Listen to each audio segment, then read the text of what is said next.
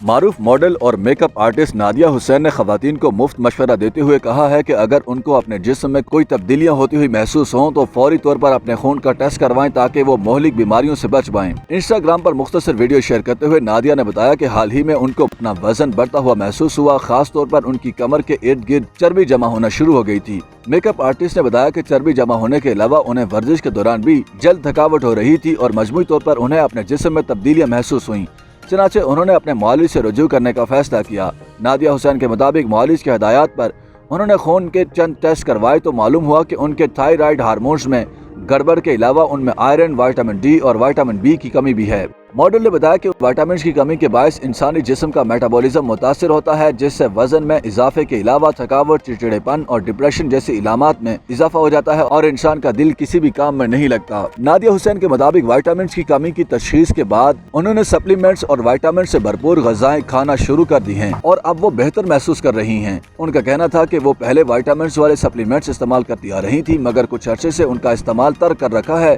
جس کی وجہ سے ان میں آئرن اور وٹامنز کی کمی ہو گئی اور ان کے ساتھ مسائل شروع ہو گئے۔ ماڈل نے مداحوں اور خواتین کو مشورہ دیا کہ انہیں اپنے جسم میں کوئی تبدیلی محسوس ہو تو فوراً خون کے چند ٹیسٹ کروا لیں تاکہ کسی بڑے مسئلے سے بچی رہیں۔ انہوں نے کہا کہ خون کے چند ٹیسٹ انہیں جگر، معدے، گردوں اور دیگر اندرونی اعضاء کی بیماری سے بروقت بچا سکتے ہیں۔